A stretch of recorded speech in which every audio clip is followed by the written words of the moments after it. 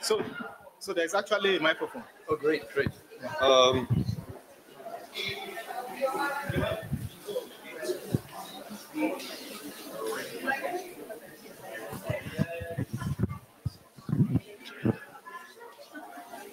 So good afternoon, everybody.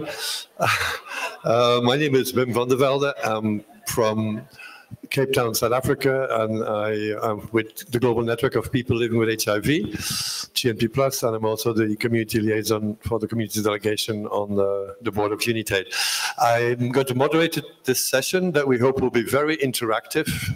There's lots of cards and questions that will happen, so without further ado, Charles, if you could perhaps give some opening remarks. This is fine. I'll do this. Thank you very much indeed, and welcome to you all. Thank you for coming, and I'd also like to particularly thank the Society for AIDS in Africa, as well as our MPP team for organising this. As you know, we've come a long way in the fight against HIV. The UNAIDS figures showing that almost 21 million AIDS-related deaths were prevented in the period 1990 to 2022, and that new infections fell by 38%. All of that is great, but equally, we know that we still got a long way to go. And last year, still, we had 1 person a minute dying from AIDS, and 1.3 million new infections. The successes we've had have been, in no small part, attributable to the availability of affordable antiretroviral drugs. And licenses, particularly through the Medicines Patent Pool, have allowed the development of combinations like TLD, that aren't even available in high-income countries. The development of pediatric formulations like pediatric dolutegravir, ALD combination, and of course there's PrEP and new forms of PrEP coming soon. So this session is really about making sure that we make the most of undetectable equals untransmissible, and also the use of pre-exposure prophylaxis. But it is featured, it's focused more on the biomedical side of this. Now, clearly, as you'll have heard from so many sessions, there are many, many other very important things like community engagement, advocacy, implementation science, all this kind of thing. But this session is, as I say, focused more on the biomedical response. So this is intended to be a very interactive session. So please do take part. You're going to be asked to do things with your colored stickers shortly. So I'm going to hand over to Chris Malouris for the first session at which you're going to be asked to do all these things. So Chris, over to you. Yeah. Hello, everyone. My name is Chris Malouris, and I work at the UNAIDS Regional Support Team for Eastern Southern Africa, based in Johannesburg, and I'm the Equality and Rights for All advisor. So I am more on the community end of the spectrum when it comes to PrEP than the biomedical, but it is a biomedical solution that needs to take into consideration the social and structural barriers to prevention, particularly when it affects key populations. But to just want to talk a little bit, just ask you a few questions around treatment. And for example, the first one is, and by the way, you have sticky notes with you. So the blue means yes, the orange means no, and the yellow means, I don't know, I'm undecided, I'm on the fence. kind of thing. So, so the first question, when viral load is undetectable, HIV is still present in the body, yes or no?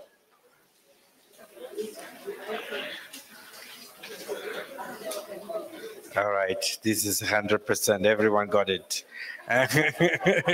So that's correct. HIV is still present in the body of virally suppressed persons. The virus can rebound to detectable levels if treatment is stopped. Achieving and maintaining an undetectable viral load is essential for UCASU to be effective.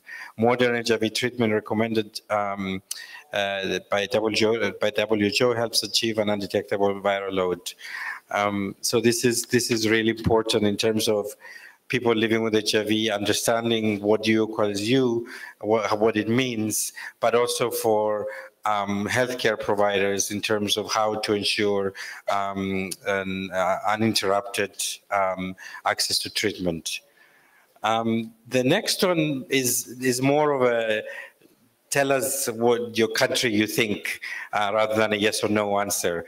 According to the UNAIDS this year's report, the 95, 95, 95 targets have been met by some countries in Africa.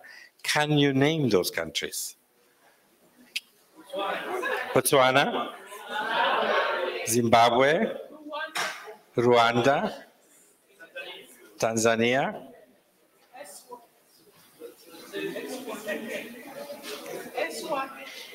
Eswatini. Eswatini, that's correct. Any other country?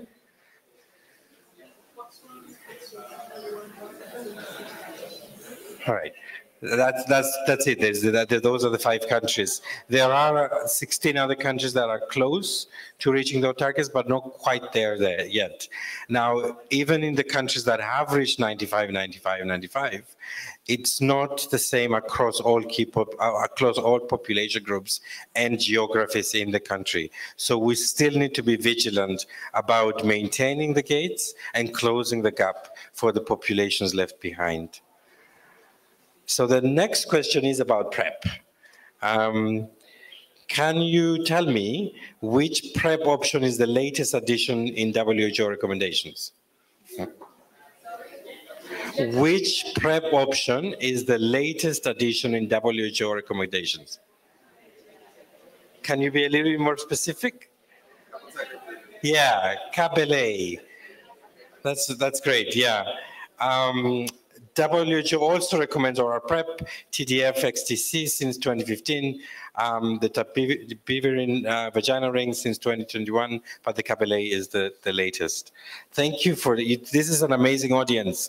You know, I mean, it's like preaching to the choir. So thank you for entertaining us.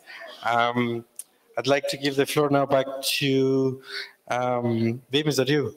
Yep. I'd just like to introduce quickly Maureen Luba, who's going to give us the community perspective. Maureen is from Malawi. And then Cedric, perhaps you can already join on the panel. Cedric is from the Prevention Action Campaign. Maureen. All right, thank you so much. As already introduced, I'm Maureen Luba. I'm from Malawi, and it's an honor to be part of this conversation to talk about U equals U, which is usually one of my favorite topics. I think I just wanted to start by saying that we know that we've come a long way when it comes to access to ARVs. I think from the time when communities in Africa were being denied access to ARVs on allegations that they couldn't tell at the time, but thanks, for their persistence and push, now we have access to ARVs. And I think when it comes to U equals U, first of all, we know that it's for us to achieve U equals U, one must know their HIV status, and they have to be initiated on treatment, and then they had to adhere to treatment. So it then becomes a question of what efforts are we putting to make sure that people are getting tested, right? Especially populations that are still being left behind. And we know that there are certain populations where right now, after harvesting all the low-hanging fruits, as we always say, it's now proving harder to reach certain populations, simply because these are populations that do not usually report for HIV, for health services, right? So that's why we have interventions like index testing, self-testing. All these are actually efforts to increase access, to make sure that we are reaching those populations right behind. I think the science behind You Equals You is pretty clear, right? One must take ARVs as prescribed, adhere to that, and by doing so, they're then able to achieve virological suppression. And then once that is done, then they cannot be able to transmit the virus onto the next person. But achieving that, may not always be as straightforward as we always think it seems, right? It's not, sometimes we think that it's just a matter of telling someone who is HIV positive to take medication, and then voila, that's it, it happens. Actually, as a person, living with HIV, there are so many factors that can impact your ability to be able to achieve, that viral suppression that we want. And a lot of these factors, I think I should say, most of these factors may be beyond the control of someone living with HIV who is taking the medication. I was working with an organization that was providing HIV treatment some time back, and I remember when Pure HIV used to come to our clinics for their ART refills, and when given the medication, we would find bottles of ARVs in the toilets, right? At the beginning, we thought maybe people, had forgotten, maybe it was by mistake, somebody had forgotten the bottles by mistake, and we would wait, hoping that someone would come back to claim those bottles, but they never came back, right? It was a deliberate move to do that. And recently, I was interviewing a recipient of care as part of the study that I was conducting back home, and this was a woman who had stopped taking medication. So I asked her, why did you stop? And she said, well, I had just met my new husband, and I was finding it difficult for me to hide the medication from him. So I was like, does this mean you did not tell him? I was like, yes, I didn't tell him. I was like, why? I was afraid he was going to leave me, just like the other husband who left me because he found out that I was HIV positive. So even though the healthcare provider could have told this woman the benefits of taking the medication and adhering to that, but for her, she had other needs. She didn't want to be lonely, right? So for her, she had to prioritize keeping her man at the expense of what? Taking the medication. And this is where, sometimes I always say it's important because a lot of our HIV services, they do rely, when it comes to reaching men, we do rely on women to reach to men. I know that has been successful, it's commendable, but I think we need to start thinking, what does it take for women to actually to reach out to men, to convince their husband to come back for the services? I think we need to start unpacking the conversation around the political economy of relying on women to reach to their partners to get access to services. But that's a conversation for another day. So I think in general, as a person living with HIV, I cannot control the availability of drugs, for example, right? That's a supply chain issue. I cannot control the type of care that I'm going to get from the care provider, right? If I want, someone to spend 30 minutes with me to explain to me, especially if I'm new on treatment, I'm illiterate and I want to understand the benefits of treatment, I cannot control the type of care that I'm going to get, right? And I may also not control, even if though I may be keen maybe to have my viral samples taken, which we know is very key for the Equals You. But unfortunately, I may not have control over sample transportation systems. Even when I go back to the facility, they told me, oh, we can't give you the results because your samples went missing. These are the realities. These are the stories that we hear from people living with HIV. They get frustrated by having their viral samples taken over and over again, simply because our sample transportation systems aren't fixed. So what I'm saying is that achieving You Equals You, much as I think we tend to put all the onus on people living with HIV, it's an all hands on deck business. It means we need all stakeholders, involved. We need to continue providing adherence support to people living with HIV. We need agile supply chain systems so that, we don't have any drug stockouts that may then lead to treatment interruption, which we know poses a challenge to the You Equals You. We need strong, healthy systems. We need adequate financing for treatment literacy programs so that if a healthcare provider may not spend enough time explaining to me the benefits of treatment, at least there's a backup, right? There's treatment literacy program happening in the community where I can get that information. Because truth be told, about. I know sometimes the reality on the ground in our countries is that in our facilities, sometimes healthcare workers don't just have the time. Most of the times when I'm talking to healthcare workers to say, how much time is required to counsel someone or someone who is initiating a treatment? They will tell you 30 minutes, 45 minutes. But is that what is happening? It's usually on paper. Usually it takes less than that. How am I going to spend 45 minutes with one client when I have a long line of clients that are waiting for me to take care of them? So I think just in conclusion, the U equals U messaging, I think I love the way the WHO, the lesson to brief, WHO brief puts it, that yes, it's about reducing transmission, but it's also about improving the health of the person living with HIV, so that it's not just like we are putting this burden of people living with HIV to say, take your medication, adhere, and then you don't pass on. But we also, I think we need to keep emphasizing the importance of improving their own health. And I think moving forward, research for better treatment regimens, because adherence is a challenge. We know it's a challenge. And I think research for better treatment regimen need to continue. We need at least those regimens with raw adherence threshold required to achieve separation. Those regimens that are more forgiving in terms of adherence. DDG is a good drug, right? And I think this is where institutions like MPP are really playing an important role. Thanks to MPP, now we have DDG, right? Through the agreement that they made with VIV, and we need more of that. So, yeah, in conclusion, U equals U, yes, as straightforward as it sounds, but I think everyone has a role to play for us to be able to achieve UKQ. Yeah, thank you. Thank you so much, Maureen. I can't agree more around U equals U. As every day, it's my job to really deploy U equals U around the globe and to help other countries engage in that message and the strategy for their country. But I'm here to talk about PrEP, right? And so what I wanted to start with is a little bit of background of why PrEP is so important to me.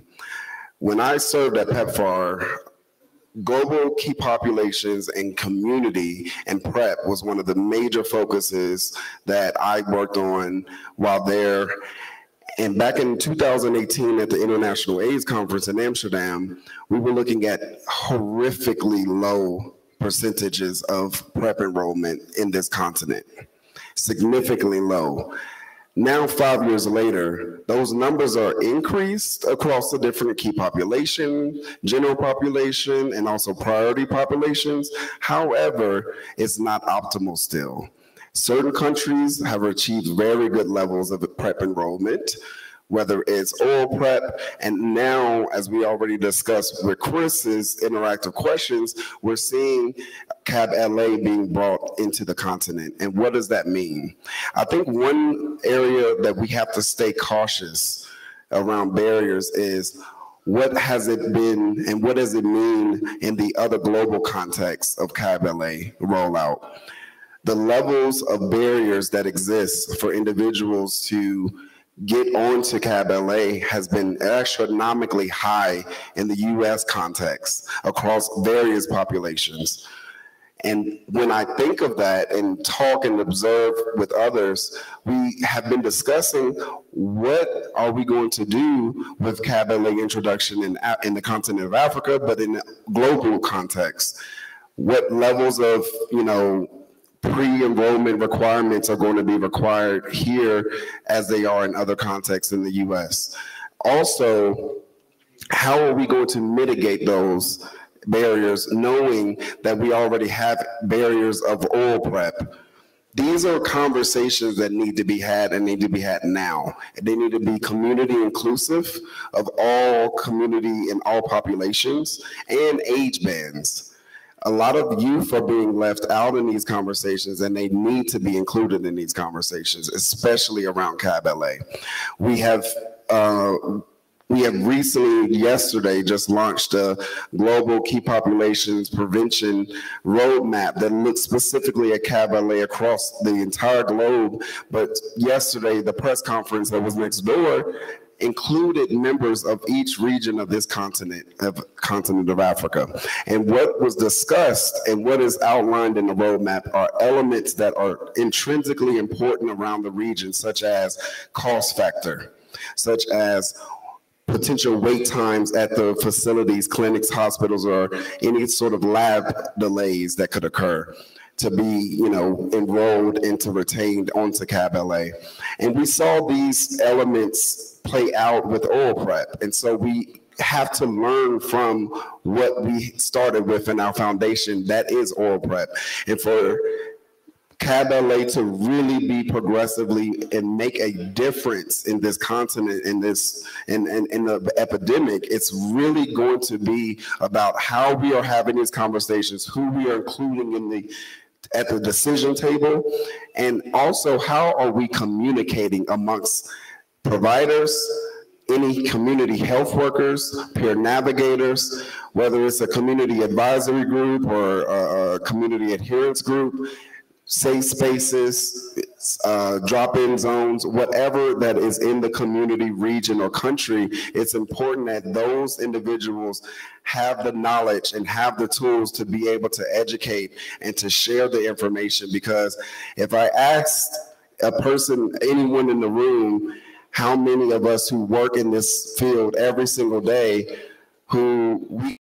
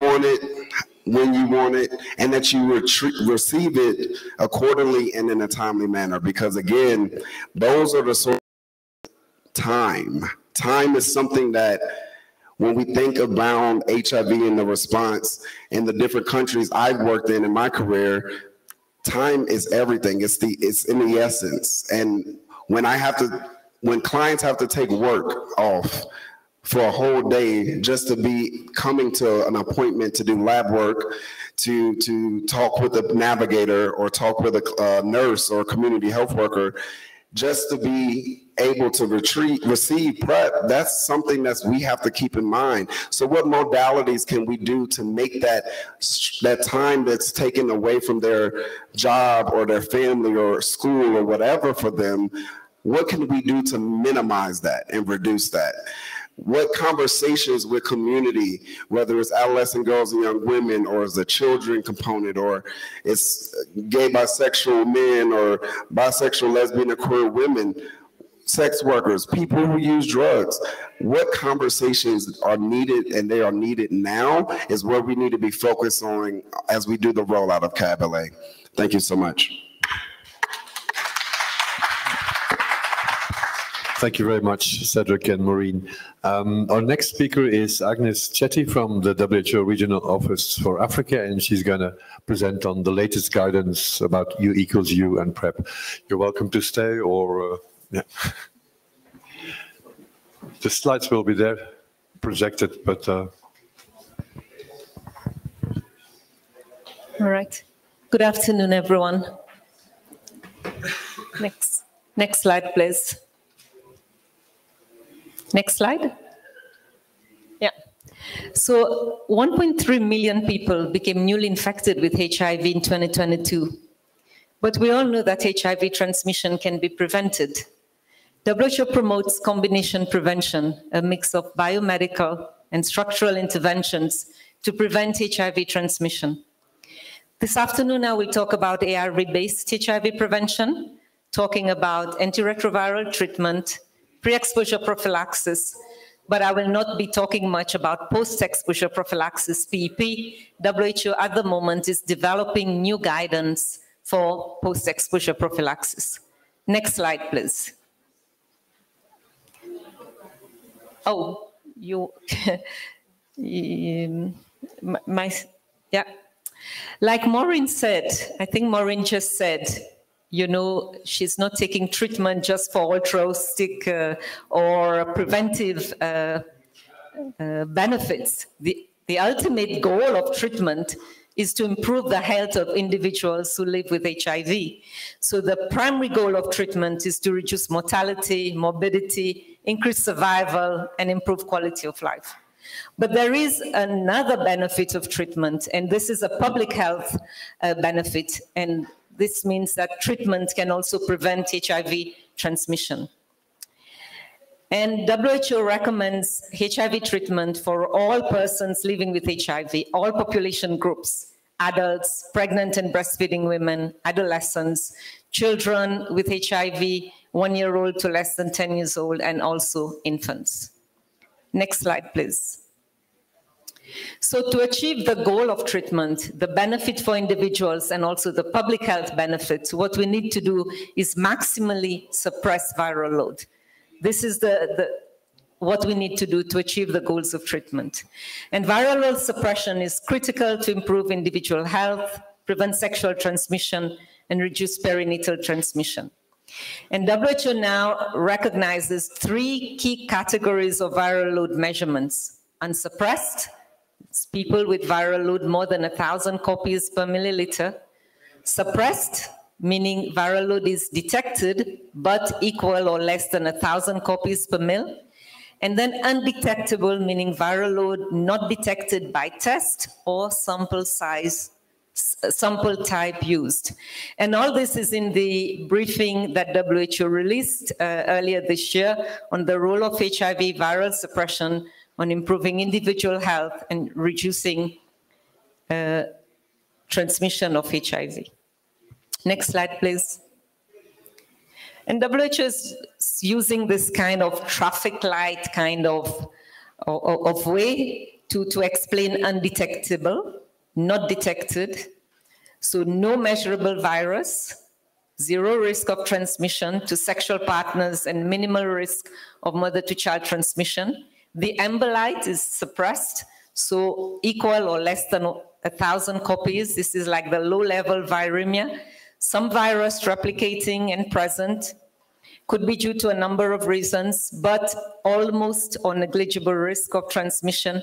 And then the red, which is unsuppressed with viral load more than 1,000 copies per mil, meaning that there is a high risk of the person falling ill and also of transmitting the virus further. I think it's important to note that these categories are for sexual transmission and then the transmission mother to child. There's been no study about transmission when people are using, like, injecting equipment, paraphernalia for transmission to injecting drug use. So sexual and mother-to-child transmission. Next slide, please. So then this wonderful thing, U equals U, undetectable means untransmittable. So people living with HIV who have an undetectable viral load using any WHO pre-qualified combination of sample and testing platform, including dried blood spots samples, and continue to take medication as prescribed, have 0 risk of transmitting HIV to their sexual partners. And then the people living with HIV who have a suppressed but detectable viral load, so the low-level viremia that we talked about, so equal or less than 1,000 copies per mil, and are taking medication as prescribed, have almost zero risk or negligible risk of transmitting HIV to their sexual partners. And I think this is a wonderful thing that, you know, you can take treatment, can make you better, and also it prevents you from transmitting the virus to other people. And I think a lot of studies have shown that most sexual transmissions occur when people are undiagnosed or they've just been diagnosed and they're not on suppressed treatment yet. That's when the majority of transmission happen. And this tells us that prevention strategies should prioritize identifying people living with HIV, linking them to optimal and successful antiretroviral treatment. This is what we should be prioritizing for HIV prevention. Next slide, please. So U=U research suggests that prevention benefits of HIV treatment are highly motivating to people living with HIV. And when people know about this, this can lead to improved adherence. And community-led initiatives that communicate U=U benefits provide helpful messages and encourage people living with HIV to achieve and also maintain viral suppression and reduce anxiety about transmitting to sexual partners. And WHO encourages the use of these messages as part of counseling and education information and also demand creation for treatment. So I'll now touch a little bit on pre-exposure prophylaxis. The other speaker talked about this. So as much as HIV treatment is something that people living with HIV take, and it's also good for HIV prevention, pre-exposure prophylaxis is the use of antiretroviral drugs by people who are HIV negative to prevent transmission, to prevent acquisition of HIV before potential exposure. And PrEP is just an additional approach in the prevention toolbox amongst a lot of prevention methods. It's an additional prevention method in the toolbox. So WHO guidance on PrEP has continued to evolve as new knowledge is gained and new PrEP products became available. So we started with daily oral PrEP, and then there was recommendation on event-driven PrEP, and recently on injectable PrEP, CAB-LA. But apart from clinical guidance, WHO also published guidance on PrEP implementation. So there is a PrEP implementation toolkit, and WHO is working on revising this. And next slide, please. Next slide. Next slide. Yeah. So this shows how WHO guidance has evolved over the years. And I was saying that apart from the clinical guidance on which PrEP product to use, WHO also developed guidance on implementing PrEP. So there is a PrEP implementation toolkit, and WHO is revising the PrEP implementation toolkit. And also recently, WHO developed and disseminated differentiated service delivery for PrEP. So clinical guidance, but also how to implement PrEP. Next slide, please. So just a little bit about daily oral PrEP. Who is it for? Everyone who could benefit, men, women, transgender men, transgender women, people who use drugs, people who use gender-affirming hormones. How to take it? We need to start one dose per day for 7 days before potential exposure. Continue to take one dose every day, and how to stop 1 dose per day for 7 days. What else can we say? It is effective for sexual exposure and also exposure through injecting drug use. And of course, this guidance applies to tenofovir-based oral PrEP. Next slide, please. And event-driven PrEP, who is it for? All men, transgender women who are not taking gender-affirming hormones. How to take it? So it's the 2-1-1. So 2 doses, 2 to 24 hours before potential exposure. Continue to take 1 dose per day while having potential exposures. And how to stop? Continue using 1 dose per day, and you continue 2 days after last potential exposure. What else can we say about event-driven PrEP? It is only effective for sexual exposure, not for IV drug use. And hepatitis B infection is no longer considered a contraindication. And of course, the guidance is for tenofovir-based PrEP. And there is the dapivirine vaginal ring. So, and this is a discrete prevention choice for women, and it is women controlled. Even though kind of efficacy in clinical trial was relatively low, around 30%, open label extension suggests that it's more effective. So we're seeing efficacy up to 70%.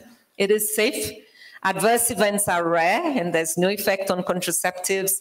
And studies in pregnant and breastfeeding women support safety and acceptability. Of course, this is inserted for 28 days, but there is research going on, and one day we might have a vaginal ring that we can insert and leave for 3 months. And maybe one day it will be one that will be PrEP combined with contraceptive. So there is a lot of research going for that. Next slide, please. And the latest choice or PrEP product, the long-acting injectable cabotegravir, it's an integrase, it's a kind of ARV, and it is given to people, of course, who do not have HIV. Initially, the injections are 4 weeks apart and then 8 weeks. Of course, like with all other PrEP products, we need HIV testing before and during use. But we feel that there are some critical gaps and outstanding issues for us to understand more. So we need more research for certain populations. We need data to tell us about safety during pregnancy and breastfeeding. We need to understand more about HIV testing. For example, if we can use self-testing when we're using CAB-LA, and also about drug resistance. And now that we have several PrEP products, how do we switch between one product to the other? So we can go from event-driven to daily oral PrEP, and then we can go to injectable, but from injectable, because of the fact that injectable can remain in the blood for a long time for us to switch. So we need a bit more implementation research and science to tell us how we switch between one PrEP product to another. Next slide, please. And next slide. So ARV-based prevention, we need adherence and regular testing. So for U=U, we need sustained adherence to effective HIV treatment. We need regular viral load testing. For PrEP, we need adherence to the chosen PrEP product. We need regular HIV testing. And for all this to happen, I think Maureen mentions, it's not just on the client taking PrEP or the person living with HIV taking HIV treatment, but on strong health system. So we must make sure that there is unimpeded access to either to treatment or to PrEP. So we remove stigma, opening times, user fees, etc. We need uninterrupted supplies of ARVs, whether it's for treatment or for PrEP. We need availability of required testing technology, viral load or HIV testing, and testing technology where people can get results quickly. We need adherence support, and of course, other aspects of health system, financing, trained people, and of course, the service delivery model that is good for the client and for the person living with HIV. I thank you for your attention.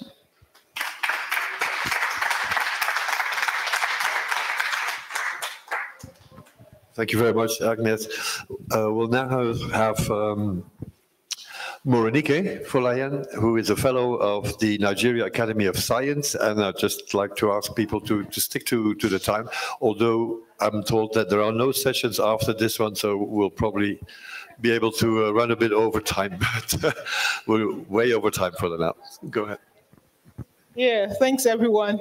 So this is another brief test period, and we'll need you to pull out your colored sheets. Remember, the blue is yes, the orange is no, the yellow is I'm not sure. Okay, so let's see how this goes. I'm sure you've been listening very attentively. The first question says, with U=U, there is no risk of transmitting other STIs. Okay, so with U equals U, there is no risk of transmitting all the sexually transmitted infection.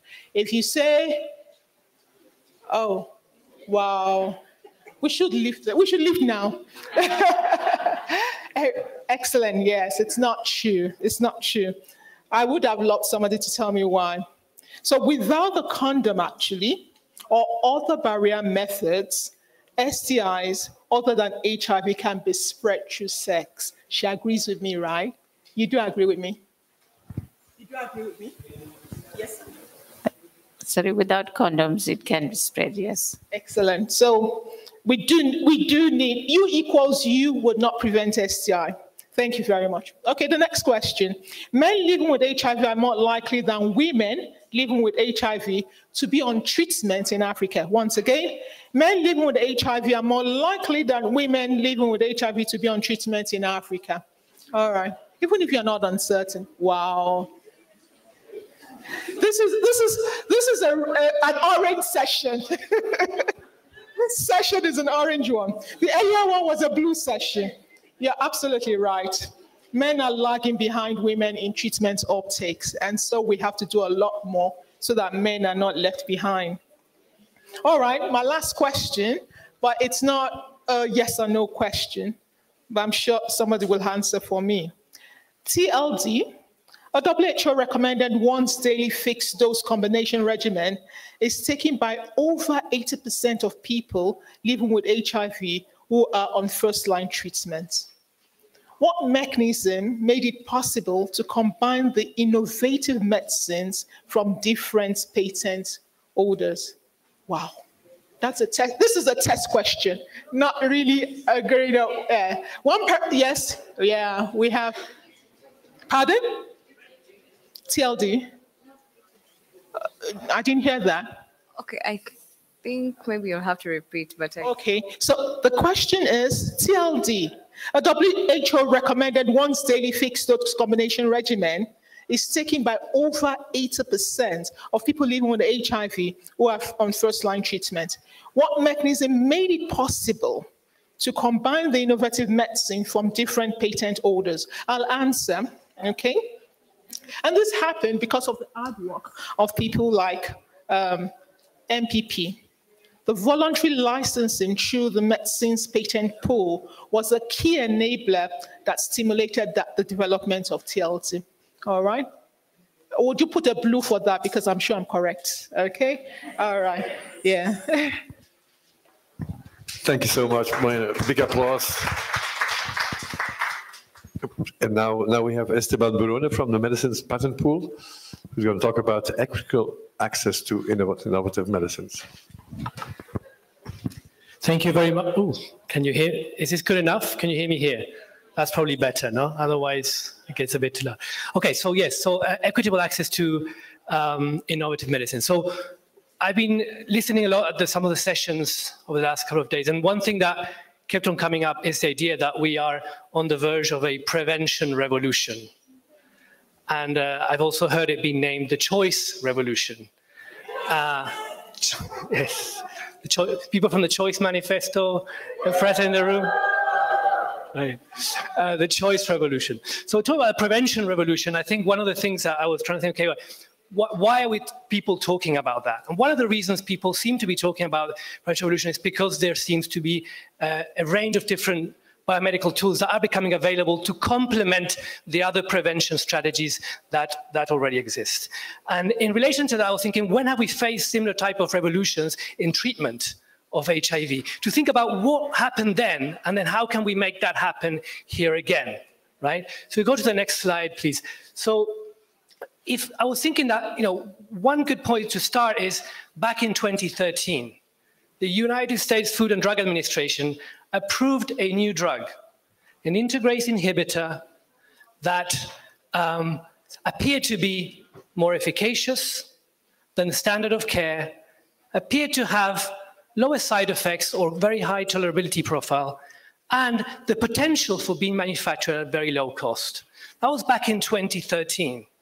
Fast forward 10 years, and we have at the moment around 21 million people around the world on dolutegravir-based treatments.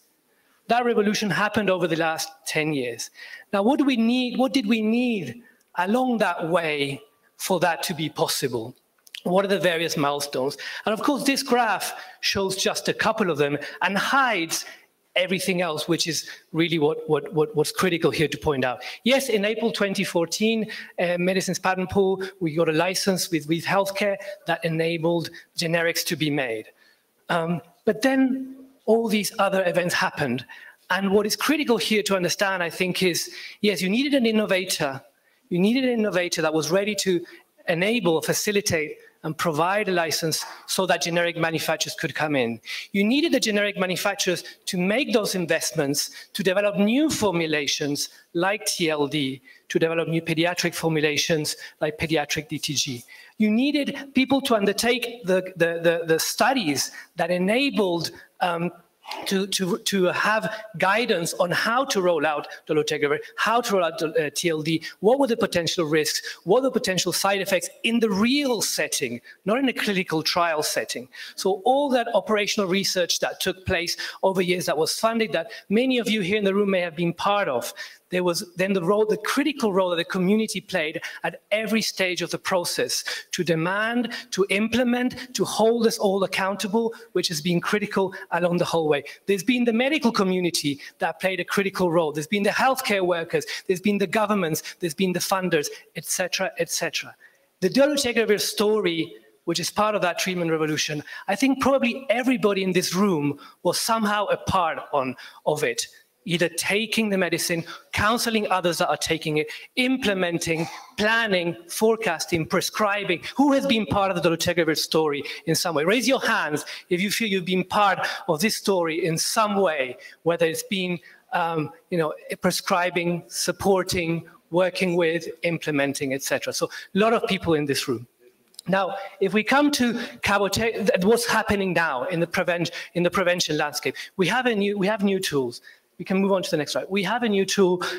We've had a couple of years ago, dipivirine ring coming, and now we have cabotegravir long-acting. You can go to the next slide. And we have more in the pipeline. We have injectables that are coming, injectables in the pipeline.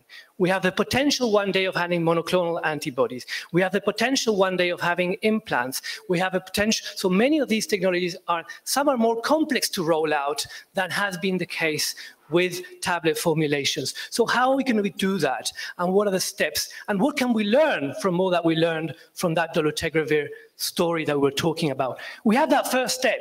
An innovator last year, ViiV Healthcare, that developed cabotegravir long-acting, giving the license that would allow generic versions to be made. We have 3 generic manufacturers who are working, as we speak, in developing generic versions of that medicine. They are not there yet. It will be still a few years before we have that. And in the meantime, we have the innovator product to start doing all those implementation research studies to figure out how do we roll this out? How does it work in a community setting? How does it work in public health facilities? How does it work in private pharmacies? How it works in the community level? And all those other steps we talked about, the community involvement, the governments, the funding, PEPFAR playing a key role already to support the initial rollout with the supplies that are available today. Global fund supporting, governments beginning to plan implementation and developing the guidelines and the toolkits on how to do that. So we have a roadmap that has been used for other interventions, and I think that can really be part of that prevention revolution that people have been talking about. So I really welcome you all. Thank you for being with us today. And I hope we can all be a part of this story, just as we've been part of that dolutegravir story a few years back. Thank you. Thank you, Esteban. I'll now leave the stage for Ntando, who will moderate the panel. Well, thank you very much, Vim. As the panelists are coming to take their seats, and all of the panelists that you will be hearing from today have been introduced, except for Angela Mushavi. Who is Angela?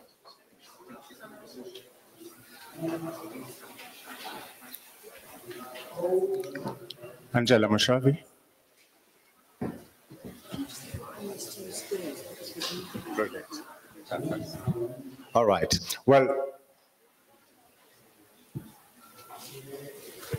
all right. Maybe Angela is not here, but we still have Christophorus, we have Morenica, and we have Maureen. And the session is about doing the most with what you have.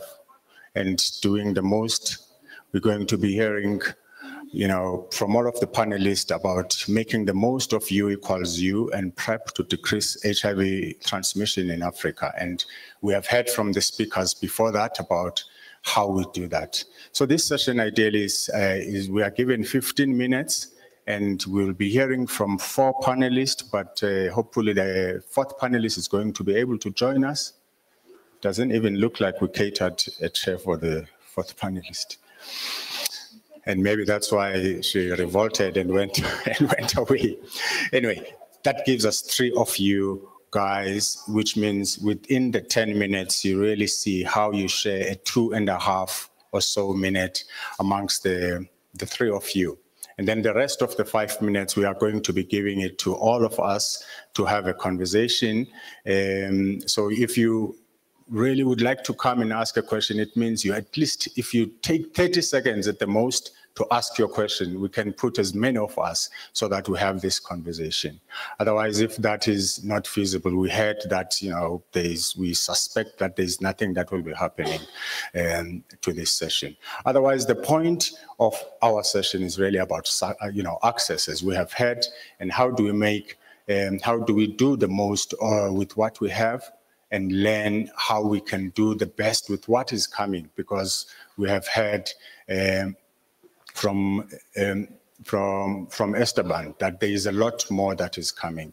And what responsibility do we have to ensure that we drive accessibility to these biomedical products and do that in a way that is equitable? So let us hear from all of, from our panelists. And I will start with, Angela is not here. And I'll go over to you, Morenica, and please try to test this and see if we can use them. Quick test. We don't know how to do it. Host dropped. All right. Then in the meantime, I'm going to be sharing the microphone. Now, we know and we've heard that there's been a sharp increase in the rollout of oral PrEP in certain countries, Morenica, such as Nigeria, where I know you are from, in the last few years. And what are the main challenges that are holding back at scale rollout of PrEP options for people who need them in Africa? And how are these challenges addressed in countries where uptake is accelerating? Would you like to hand over the microphones? Thank you. In the meantime, you can take mine. Did you get that question, Maronique? Yeah. In 2 minutes? Yes. Thank you. Thank you.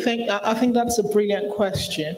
I also would query the question, and I'm just thinking about it here, that yes, there's rollout and there's really high scale up, but we forget to tell the story also that there's quite a number of people that drop off taking PrEP. So if we're looking at the counts in terms of the rollout, it's high. I think that has happened for a number of reasons. One was the intentionality about this, about ensuring PrEP gets into the hands of people that need it. And that's because for most parts, the rollout program around PrEP is based within programs, PEPFAR-driven, GTL, Global Fund-driven programs. But the scale-up comes with its challenges. You're not seeing PrEP within routine care services. It's not in primary health institution. It's not an institution which is not PEPFAR funded or Global Fund funded. And that's the larger population.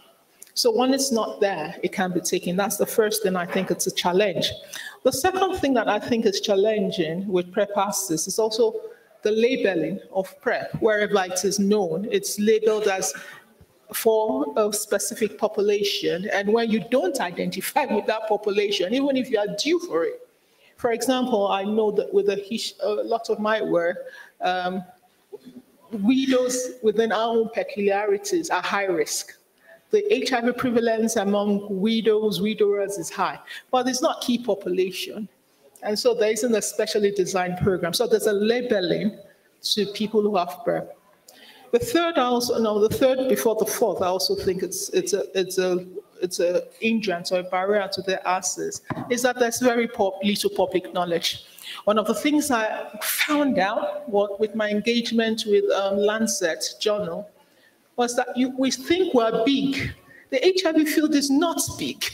I was shocked to discover that.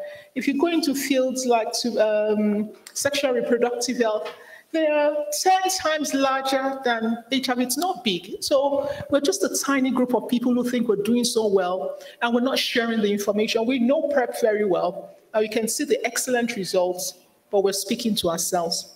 The last thing, however, I think it's a barrier, is that our biomedical prevention program is completely facility-based. We do know in Africa, facility access is synonymous with treatment. It's not synonymous with prevention. Facility uptake of even the most promoted. In my own country, we've been pushing for antenatal care 4 rounds. For years, we've only moved to 48%. For years, with all the huge investment, people don't go to facilities for care. This is worse, so that even the population addressed would not go to facilities because of every risk that is attached, even to the name and the labeling. So I think for me, these are hindrances. Believe me, people don't know PrEP exists. We know it within our circle, but it's a word that is for us. It's not a word for the general population and those that otherwise would have associated with it. I think that's the loss. But we don't tell the story of a high dropout, because there's really high dropout from PrEP programs. Thank you very much. Oh, thank you very much. I think. Yes, you said solution. I think we can do that if I think people know what can be done to make things different. I won't want to continue to speak for myself. Yeah, but I'm sure when we open it up, people do know what it means, and it would be nice to hear from the population. No, thank you very much. No, thank you very much. And I'll come to you, Christopheros, and I think to an extent we know that there are regions, and I think we heard from the speakers as well, that there's some regions who do better than others in PrEP adoption. Now, what do you think are some of the regional differences that can explain these disparities that we heard about, and how can cross-country learning be instituted or enhanced to really, help in, those parts of the world that are not really doing well? Thank you.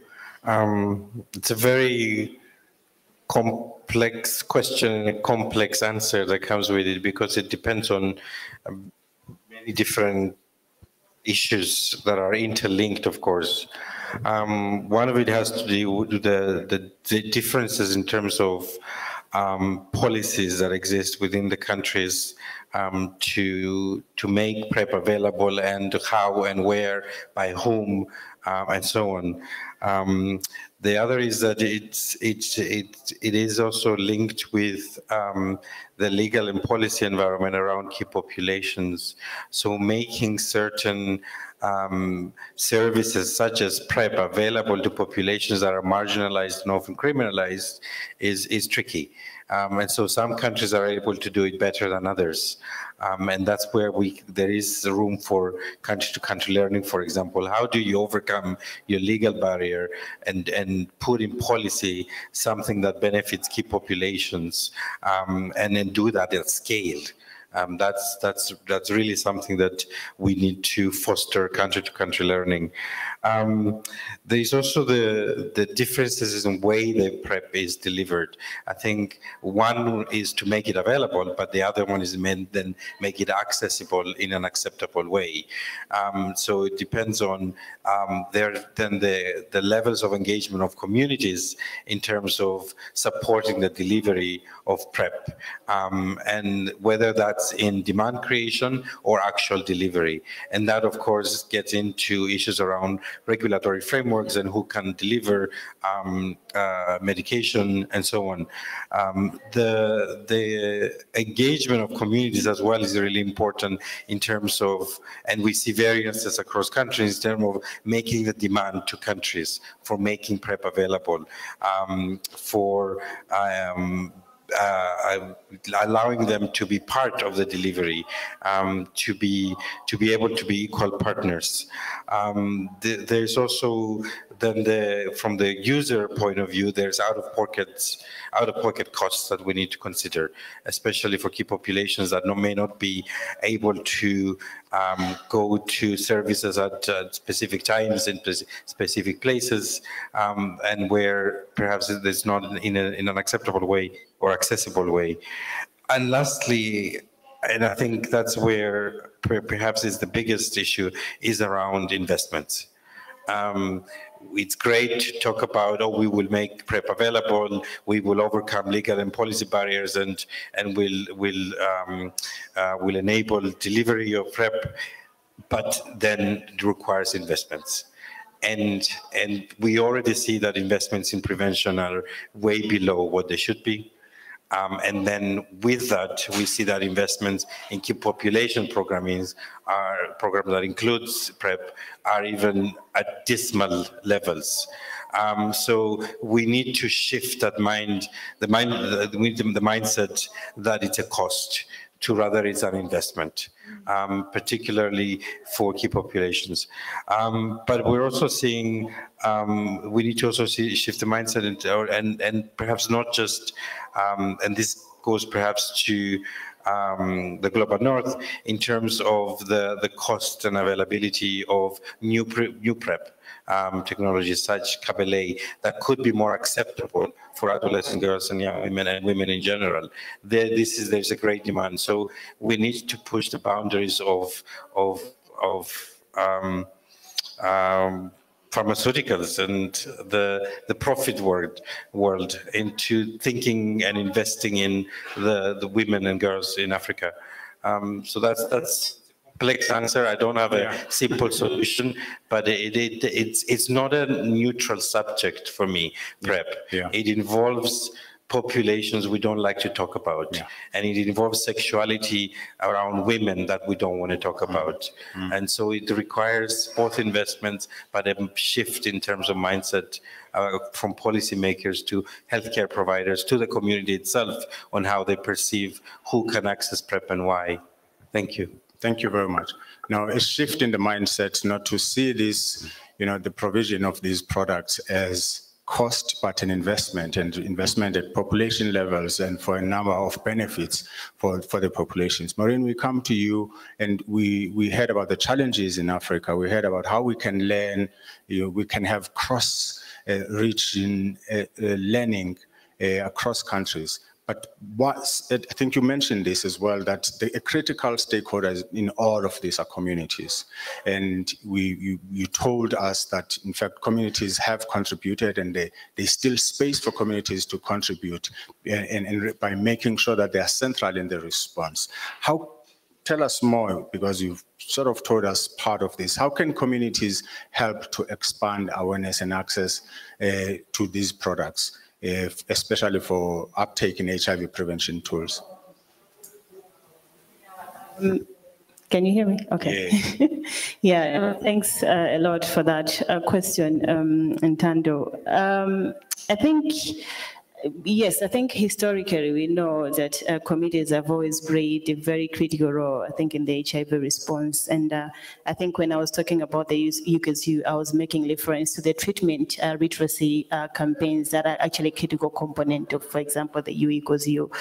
That is supposed to be led, by communities. I remember, I think in Malawi, when we were beginning the conversation, for example, around the ICASA, it was actually communities that were pushing for that. I remember us having even a meeting with the Global Fund, pushing for resources for viral testing and all that. Communities were in the forefront, but when the resources came, communities were left, right, in the sidelines. We started seeing, big players now kind of like coming in. And I think I just want to make a reference to this important program that is emerging. I'm sure you've heard about it in this conference. I'm just arriving today, so I might have missed some of the conversation.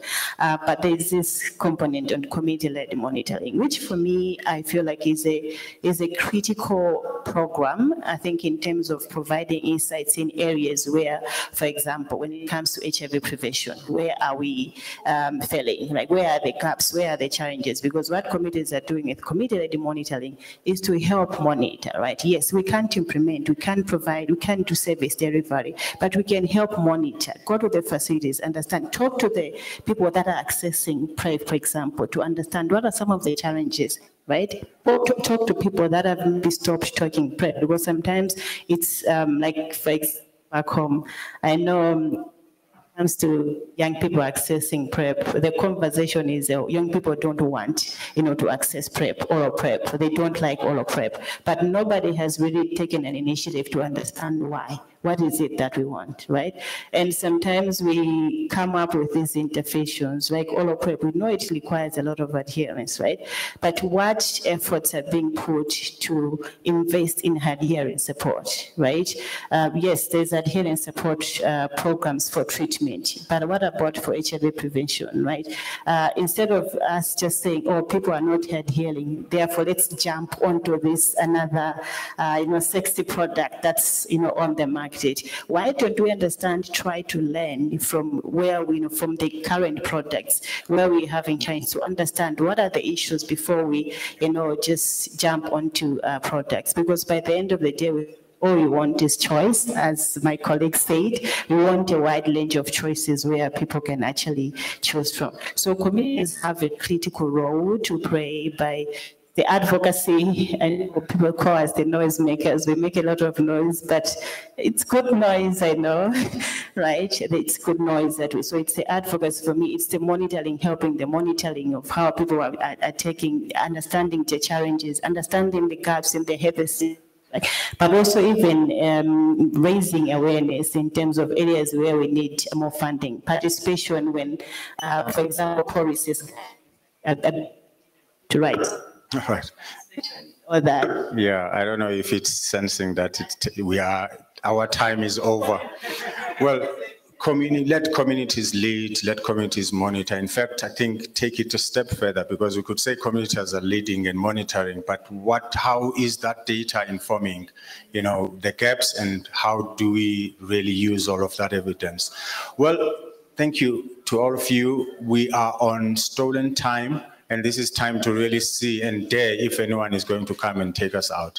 So I will, as we do that, Verm, you're saying, are they taking us out? Already, you can just say a couple of last words. Well, yeah, before that, let's see if anybody would really like to take an opportunity to say something, please. Yes, thank you. Someone is going to provide you a mic. If you look behind you, you will see somebody bringing one. Anybody else quickly before? Please, don't be shy. All right, over to you, my brother. You please introduce yourself. Yeah, thank you. Jesus. Yeah, we need Jesus. Thank you so much. Yeah.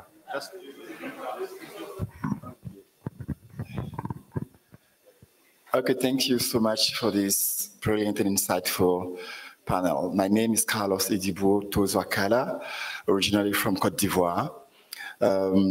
I think I learned a lot, and as you said, community lead, and unfortunately, all this information don't go to the community so they can make the decision, the better decision in order to manage well the sexual health, and for people who are living with HIV, get to the U who completely change, the momentum as part of the more than 40 years that we've been fighting HIV. One thing that has been bothering me, specifically in my country, is the fact that even though PrEP has been around for a few years already, but the silence around PrEP is so disturbing. Not even to mention the fact that the Minister of Health, through the national program, the National AIDS program, don't even promote, they don't talk about U equals U. In fact, when I came back to Côte d'Ivoire and I was trying to understand